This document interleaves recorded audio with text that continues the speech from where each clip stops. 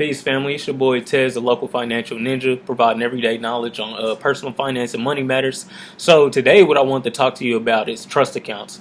So basically, well, not trust accounts. Trust in general.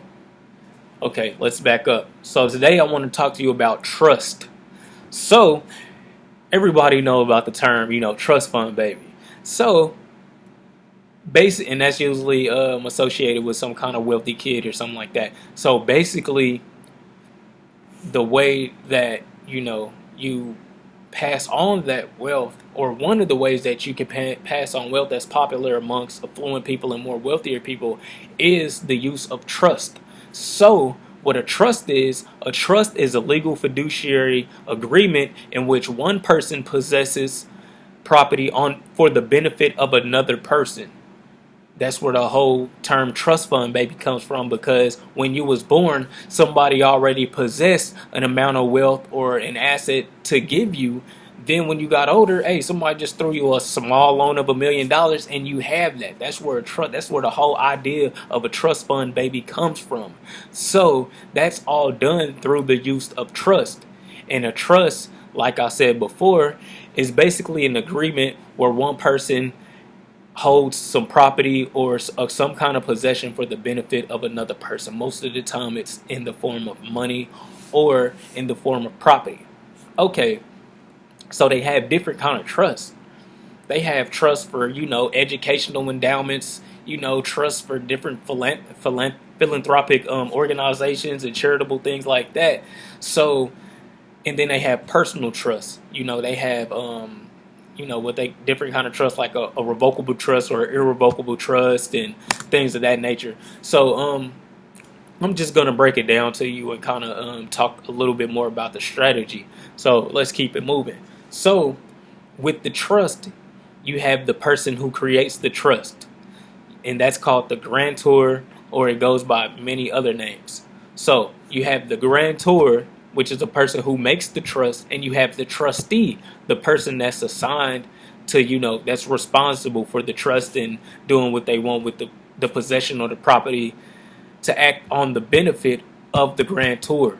Because like I said, it's a fiduciary agreement in which one person acts on the benefit of another, possesses some property or some money for the benefit of another. So the trustee acts in the benefit of the grantor. So, as the grantor, what are you going to do is create a trust agreement or a trust indenture. And basically, that's just an agreement that lines out the ins and outs of your trust. Who you are as the grantor, how much you're putting up, how much is to be contributed each year, what's expected of this trust, and who, you want to watch over, and the succession plan. You should always put that in there as well. So if I want to leave some money down, all right, wait, before I go further, the reason why trusts are good to use is because it helps you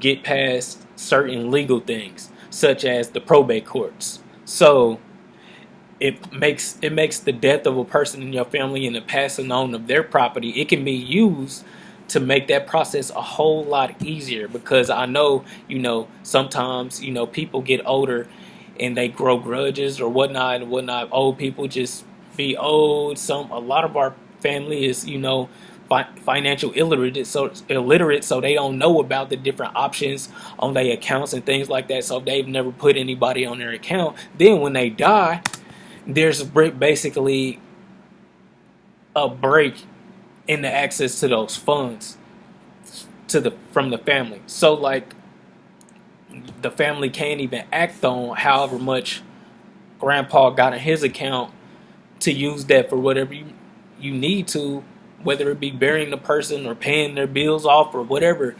You can't access that money unless you're on that account. And if nobody's on their accounts, more than likely all of that stuff is going to get turned over to the courts, the probate courts. Then you'll have to go through that whole process and prove that you're this relationship to that person and blah, blah, blah, blah. You have to go through a whole system. So a trust makes all of that easier, and it can be used to pass down wealth and to to achieve a certain goal, to reach a common goal for people that come after you after you have passed on or passed over and you're not here with us no more and you with the ancestors. So basically, back to what I was saying. Basically, a trust is a contract. Boom, you got the grantor and you got the trustees, and then you got the trust agreement.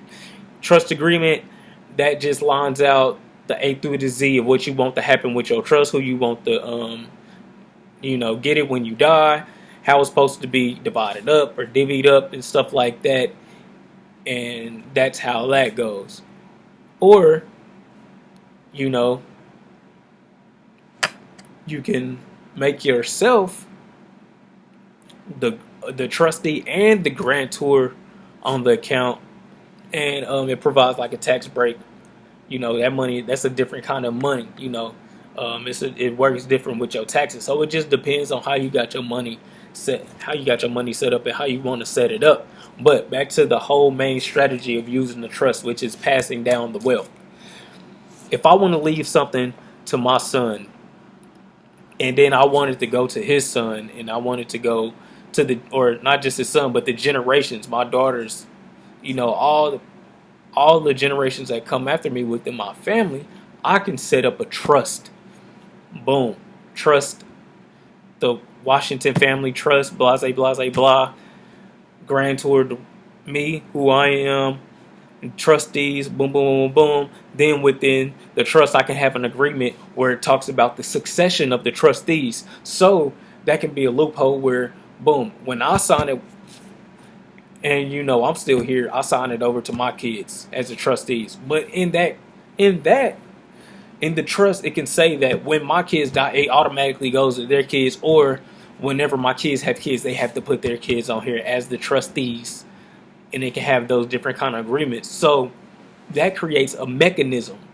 Those loopholes, those clauses, or those agreements and statements within that trust, it creates a mechanism, and that can be used to create a mechanism that's irrevocable. Like if you had an irrevocable trust, this can never stop until that trust is basically destroyed.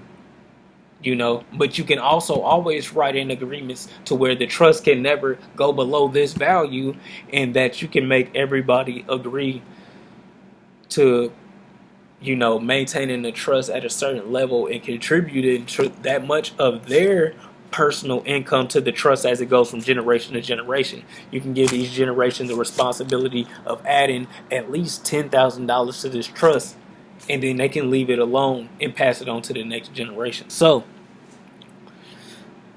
with that being said, trust can be used as a strategy.